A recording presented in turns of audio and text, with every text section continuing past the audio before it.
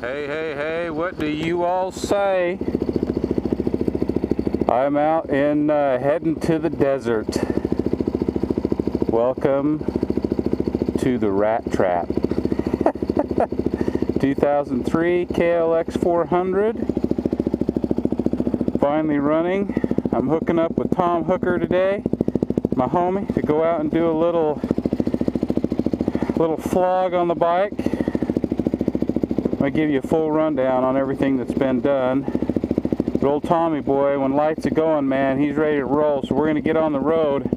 I'll turn you back on when we get out to the dirt, okay?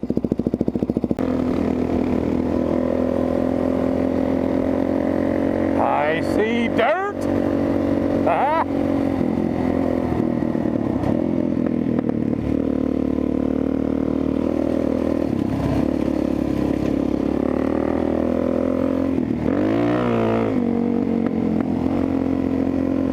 I have no idea if we're supposed to be back here, but what the heck, huh?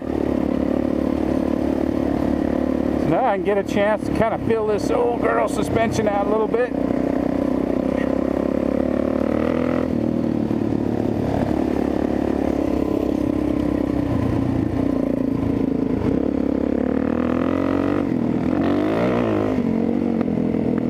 That was a little dusty. You got some people back here, doing something.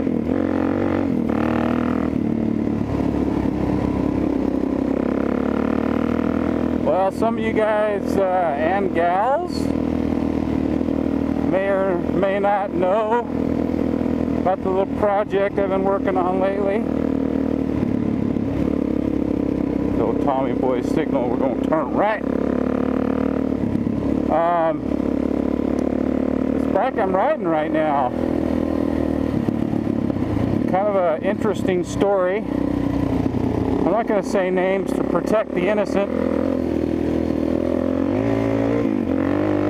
But I did suspension work for a guy. And the guy needed quite a bit of stuff done. I mean,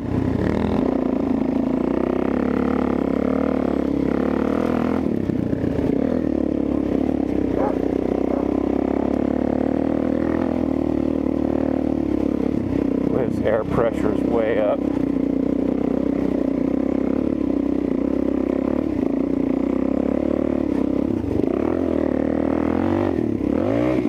Oh, neutral.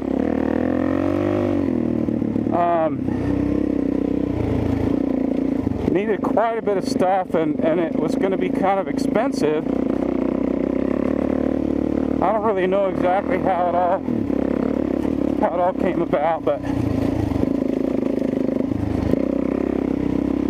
we started talking, and something about boy, this front end is really whacked. Not sure what it is yet. Started talking, and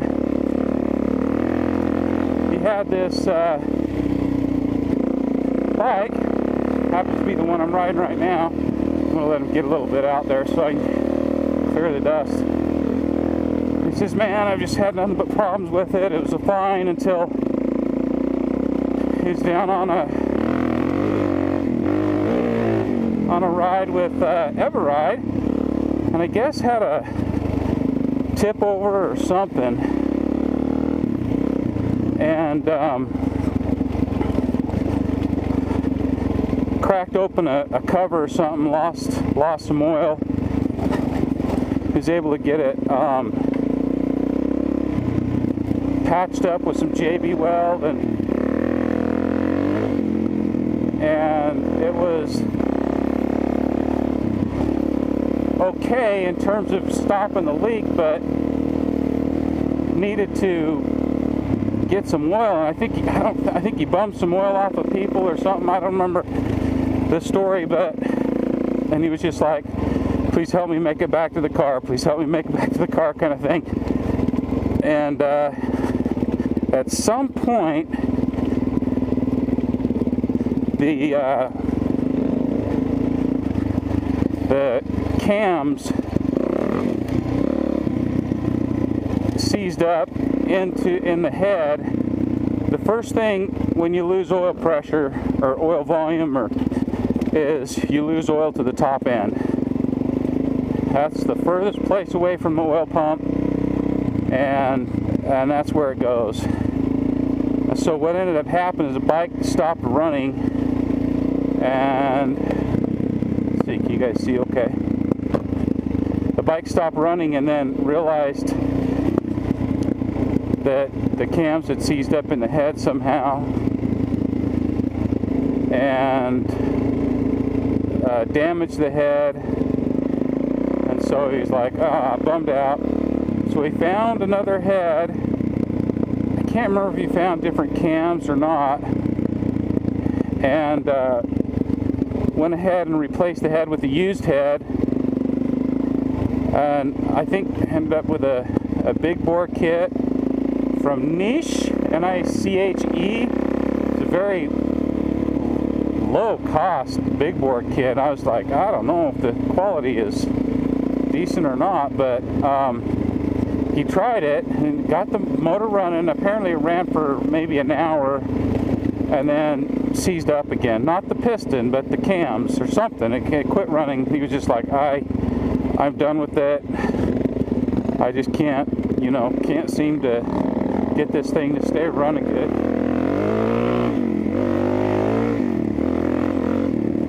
So he just kind of got frustrated, and it needed to get some parts off of it for his other DRZ. By the way, it's a 2003 KLX 400.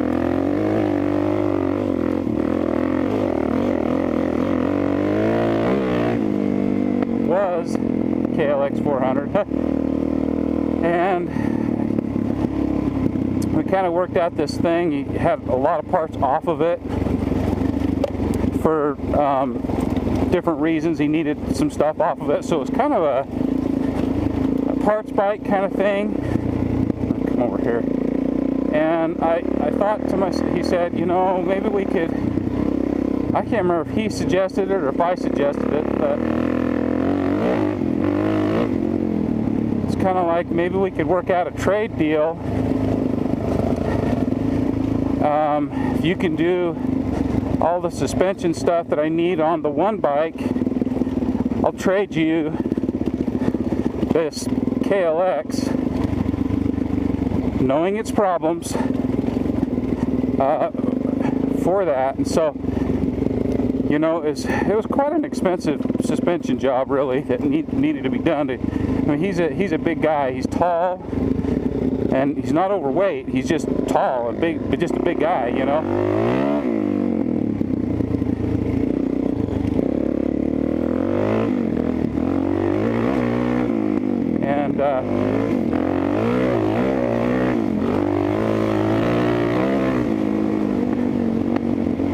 And so we worked out a trade, and when I saw the bike, I was like, oh, I think it needs a lot of work. Hang on a second. Tom!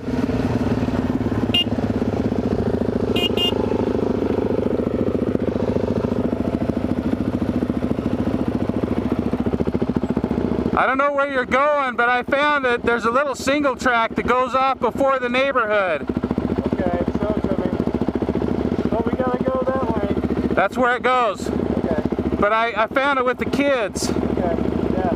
When you get down there, just show me. It's before the roundabout. Okay.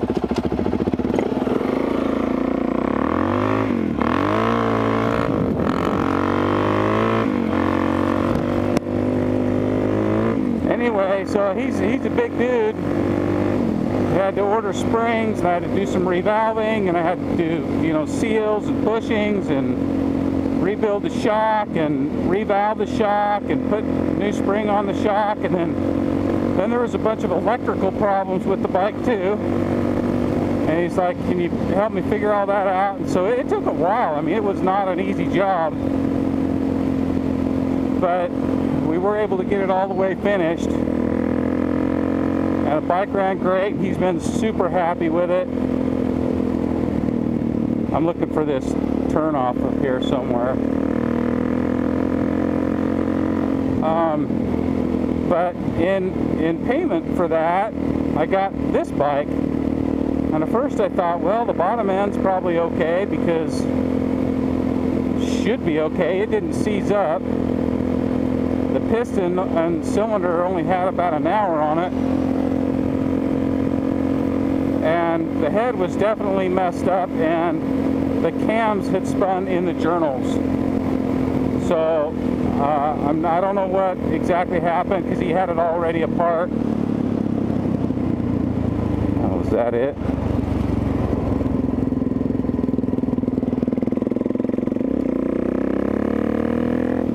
Maybe it's right here.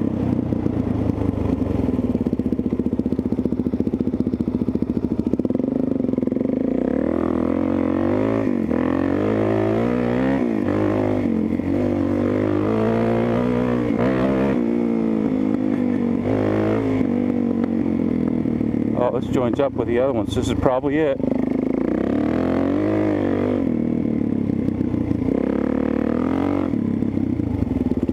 Wait for Tommy Boy to catch up here.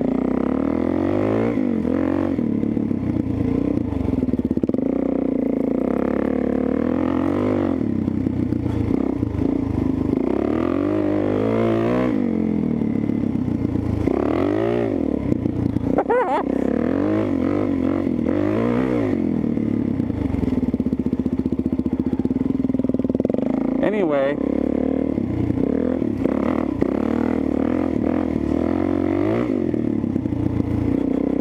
there we are.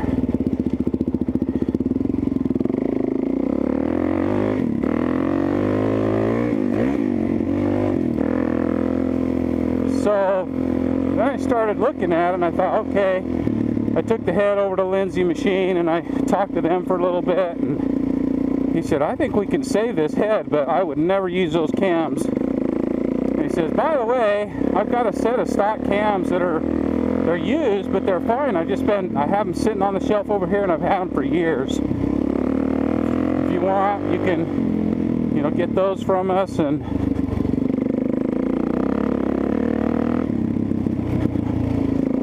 I'm bushwhacking here. Ugh. That was a butt jammer. Is that a technical term? A butt jammer? Oh, it's rocky. Anyway, and then I started thinking, okay, this thing ran out of oil, or was very low on oil.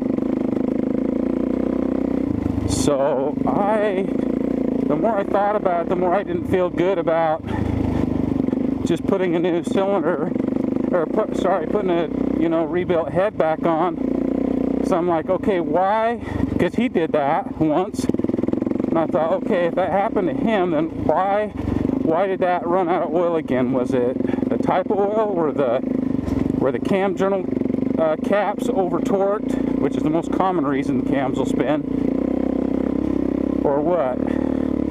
The more I thought about it, I thought, you know what, I'm not going to spend money on just putting the top end, rebuild the top end to put on this thing, not knowing the condition of the bottom end. And it's just a labor thing. So I thought,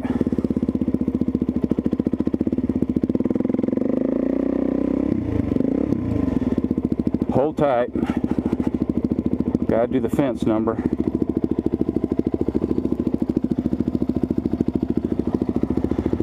Let Tommy Boy through.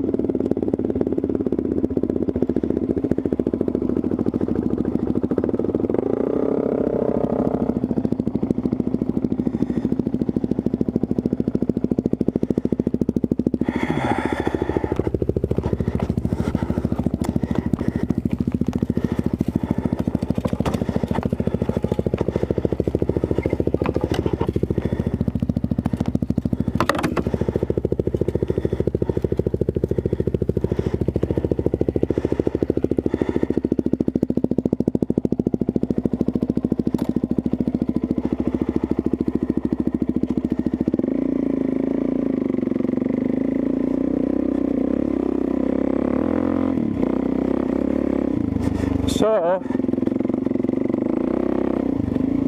I decided, not trusting that there was not something plugged or something else, I better take this whole motor apart. There's a little oil feed jet that's in the case that shunts, well,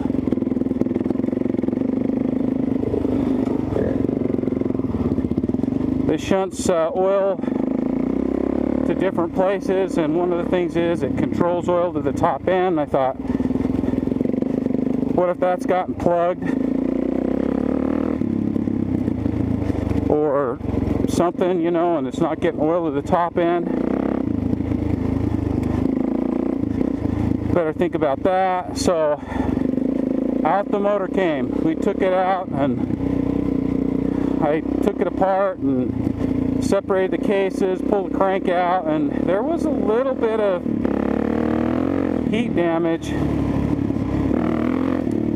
I could tell. And so I just decided to, by the way, we're just doing a little dual sport stuff today. We're not getting into any nice technical stuff. We're just kind of rolling along these old double track, dual sport. Front end is kind of whack. It's really harsh. I don't know if something's wrong. Well, something's got to be wrong. I'll fix it someday.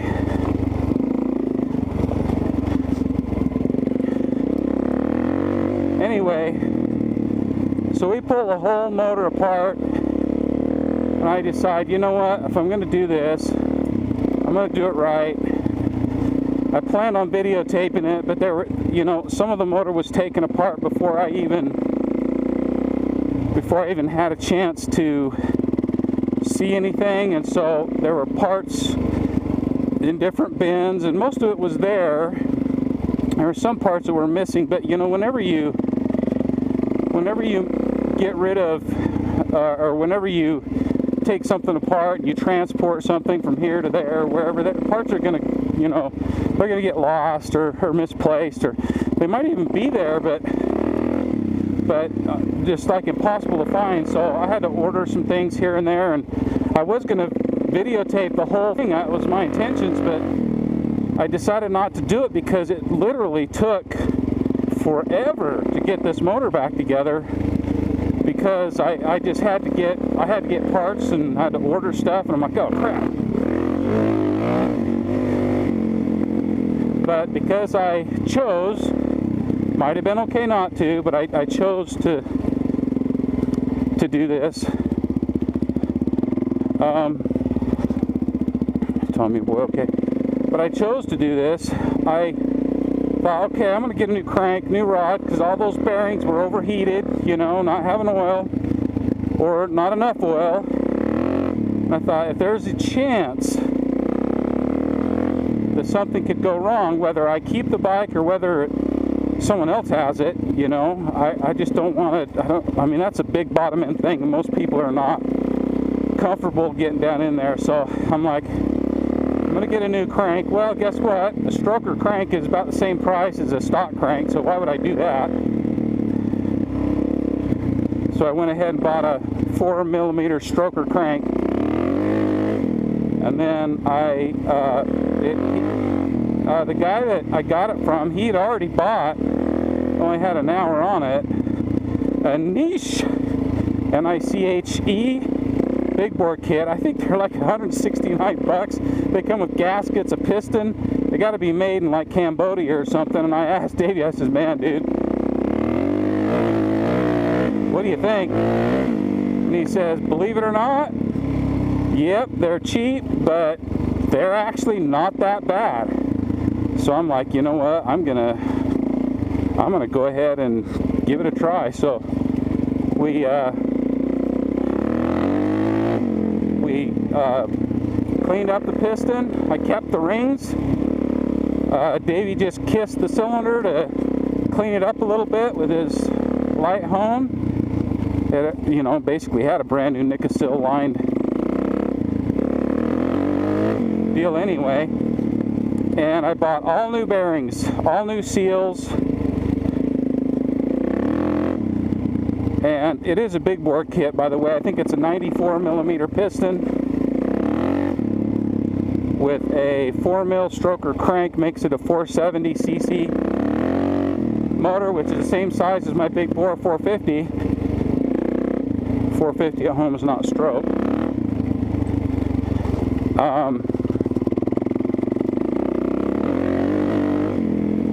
But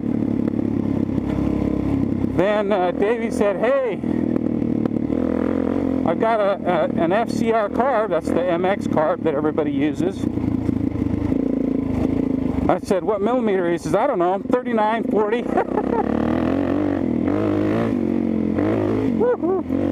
So, says, yeah, I'll get that from you. So I rebuilt that, all the center section, all the everything basically is completely torn apart.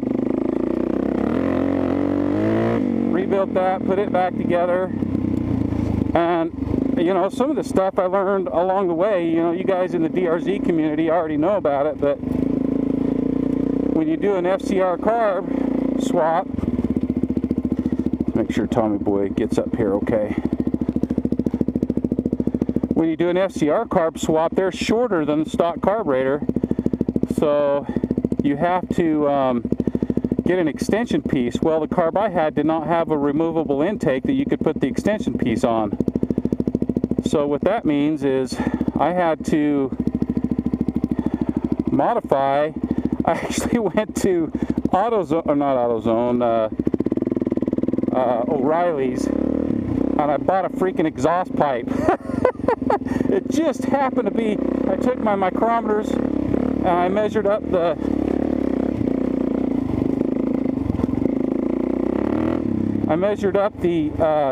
intake, the outside diameter of the intake of the carb that I had, and lo and behold, you would not believe this, but I freaking found an exhaust pipe section. I think it was 2 1/8, or maybe it was 2 1/4, 2 1/8 I think is what it was. Just happened to be the inside diameter was just about perfect. It was just a little snug, which is what I wanted, to fit over the top of the front of the intake of the carburetor. I could cut it to length and it would be a bugger, which it was a bugger, but I could get it to fit inside the intake boot of the air boot. And so I went ahead and got that, cut it down,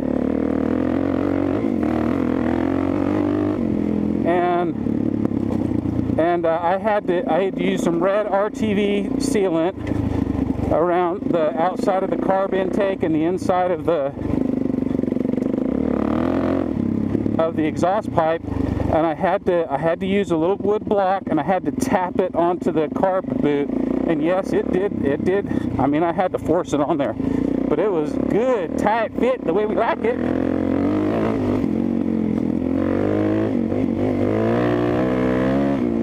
And so I got that done. I got a, what is it, a Yoshimura pipe. And by the way, this is the KLX470 model, which is kind of like I think it's like the DRZ 400S, if I'm not mistaken. It does have the subframe. Oh, morning, cow. Anyway, long story made short,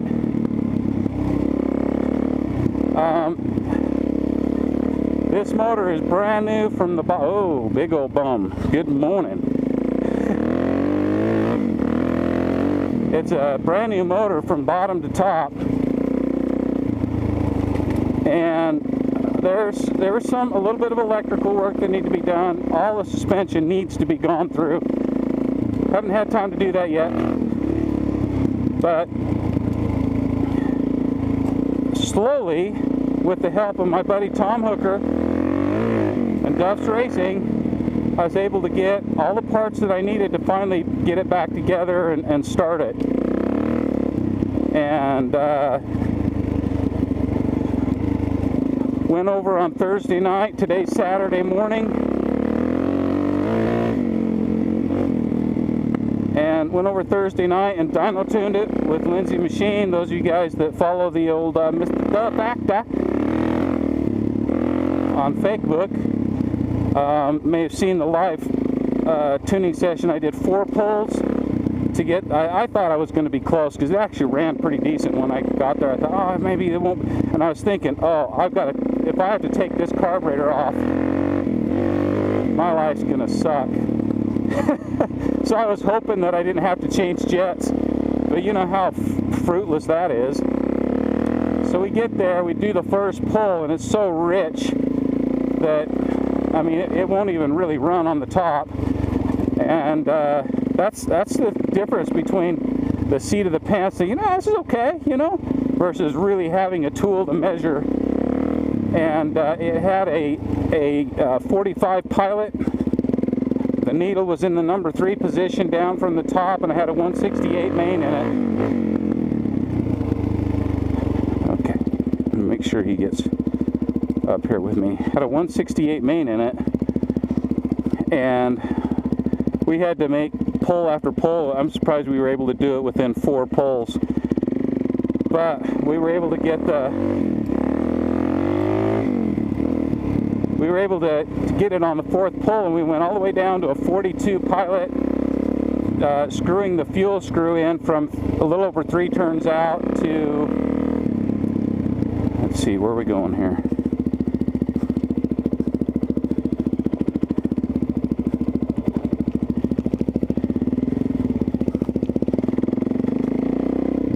Oh, let me ask Tom. Hang on just a second. Bear with me for a minute.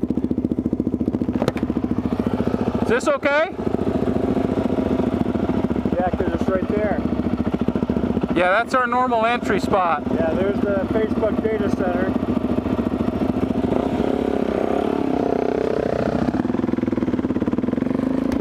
We give Tom a little room. Anyway, we screwed the fuel screw down to 7/8 of a turnout. We were able to get it right at 13.2 to 1 at idle.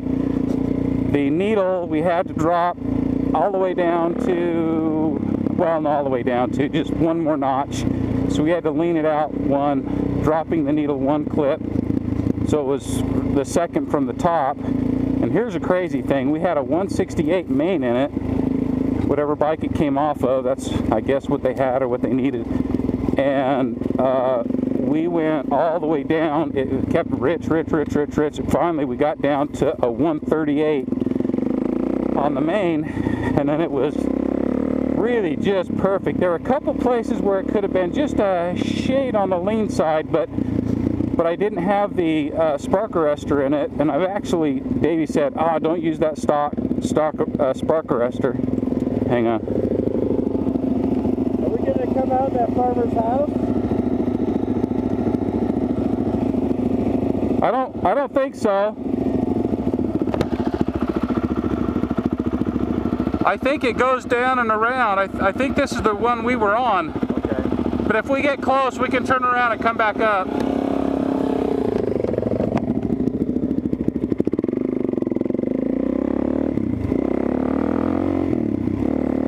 So all the way down to a 138, and I was just like, you got to be kidding me. But if you didn't have that tool, the dyno with its associated sniffer, you would never know. You'd think, oh, that's way too lean, I'll blow my motor up, you know, but man. And the difference was it made 7 more horsepower from what it was when I brought it in to when we were done tuning it. And that's really not the issue, though. The issue is that you want the longevity of the engine, and if you have a properly tuned engine with proper air-fuel ratio, everything's going to work better and longer. If you run your bike rich all the time, you think, oh, that's safe, at least I won't burn it up. Yeah, that's true, but what you don't realize is that the extra fuel that runs down there, not only does it hurt your fuel economy, but it washes the oil off your cylinders. Okay, mama cow. I know she's a mama cow. She got some big old udder. It's alright. It's okay. It's okay, baby. She's got some big old nips on that thing.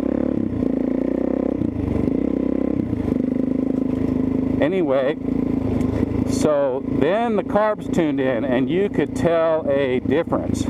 I mean, it was sharp on the throttle, and it didn't have any hesitations or any of that. So 4 pulls, and by the way, I didn't have to remove the carburetor. I just moved the regulator out of the way. And first I had a real hard time getting those jets up in there, and Davey kind of had to, he's so experienced with that, he kind of had to guide me a little bit. The pilot's always in the front center, and the main jet's always in the rear center. And when you're dealing with little spaces and trying to get it in a hole, you know, it's not that easy. So it took me longer to change the jets than it did to do the pulls, of course. But, and man, it runs good.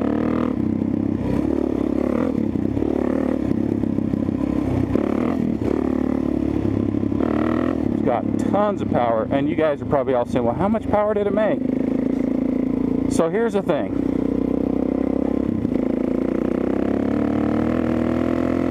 You lose 5 to 8 horsepower just by having a knobby tire. So most of the dyno runs we've done have had a knobby tire, or excuse me, a dyno tire on it. Look at all the antelope over there. You guys probably can't see them, but a big group of them right there. Let's see, is it locked? Oh no!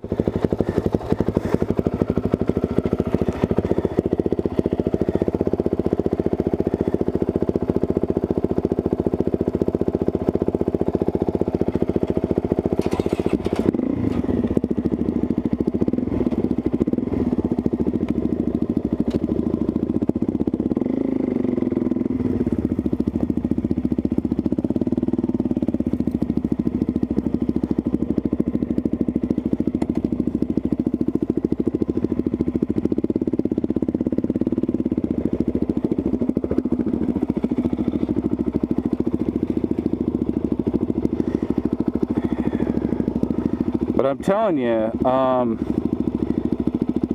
KLX470 / DRZ400 with a big bore kit and a stroker crank as a 470 with an FCR carb properly tuned and a pipe is a ball.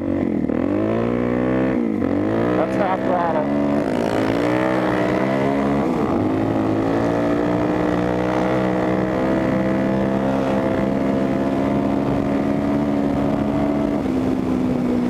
I just barely pulled away from Tom. He's got a big bore kit, but not a stroker.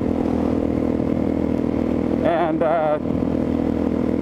but I'm telling you what, gobs of power everywhere. Oh yeah, you're still wanting the number. Okay, the number was 35 horsepower, and the torque was 27. Excuse me. So you think, well, gosh, that's not any better than a WR310R. Well, the difference is up to possibly 8 horsepower because I had a knobby tire on and an old ratty chain. Hadn't been really lubricated really well, and so, but I wasn't really after that top number. By the way, it has stock cams. We think they're stock cams. They're definitely used. And I put brand new, all new valves, intake and exhaust, new valve springs, valve job done by Lindsay Machine, no porting, no fancy head work, just it's a totally stock head. But here we are off the bottom in 5th gear, and it just pulls everywhere. It's got a decently light clutch pull compared to motocross bikes, and the gear ratio, oh man, that's nice. For dual sporting, it's nice.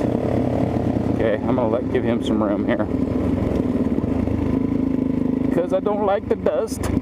I can't see in the dust.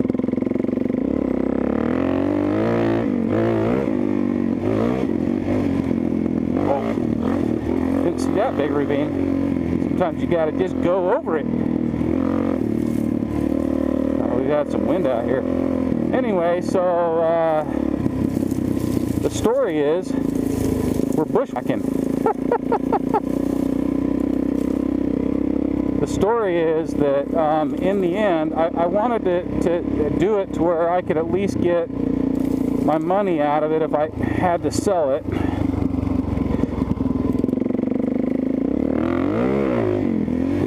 But the truth is, I don't know that I think I'm going to keep it. And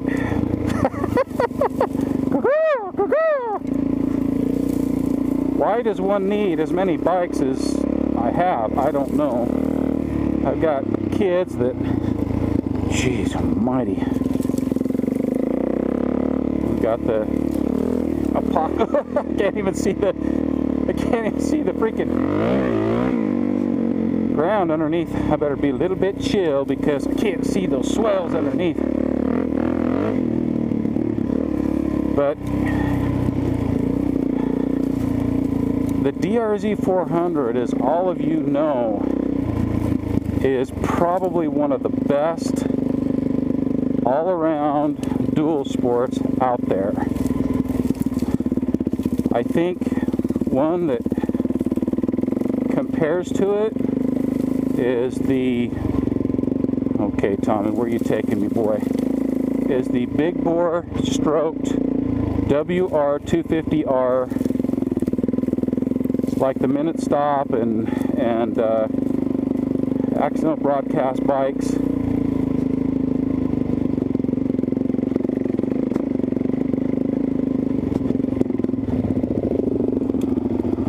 That's some bushwhacking, homie.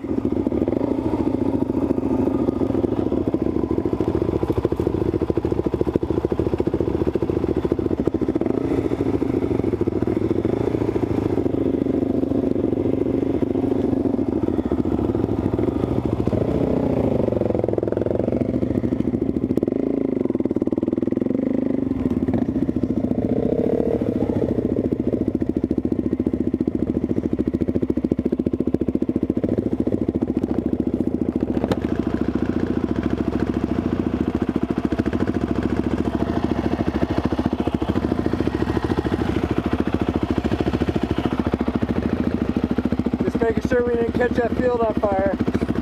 Oh, yeah. I didn't think about that. Yeah, when I pulled over, I could smell it burning. Yeah. Think about catching a field on fire, geez.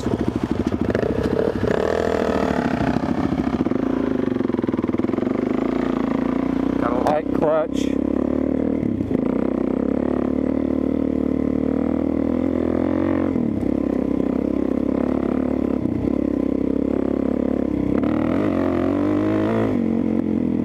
The front end almost feels like it's either got too much or not enough oil in it. I'm not worried.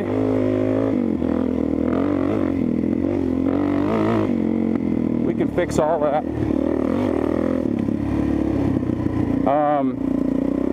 This is the longest freaking video ever. I don't know what I can cut out. But back to keeping it or whatever, I think I'm gonna keep it. It's a fun bike. I mean, I could do a little valving and a little bit of suspension, and the motor, because it's got everything replaced. I feel at peace knowing that. I mean, you guys know the kind of mileage you can get on these things. Look at that. I mean, that's lugging off the bottom. I've got to let that dust settle a little bit. I hate not being able to see very good. Clang, clang. Anyway, I actually really like this bike a lot. I've got an extra son-in-law that's joining the family here in a little over a month. Taking him out riding once, and truth is, my second oldest son, Quinn, the Q Factor. Oop, big old fat girl. He really loves my 450, my Honda 450R. He loves that bike, loves to ride it. So last time I went with the kids, my audio was broke, so I didn't even turn my camera on. I don't remember, maybe I did. But he rode my 450, and the new young man, he rode Quinn's lowered KX250F. I rode my 990, but having this bike, it's kind of more of a dirt bike. I mean, it's not. It's a dual sport bike. When you compare it to riding a 990, it's actually feels pretty light. A little bit tall for me. You guys know I'm only 5'9". I think I'll take a little material out of the seat. But the bike is fun. It is a blast. I mean, it really is fun to ride. And I love that electric start. The only other bike I have that's on the dirt with electric start is the 990.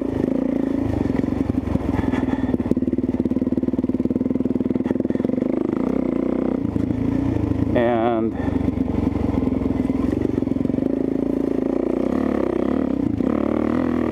I mean, you can just chug it in third. I think I'm in third. Sometimes I'm in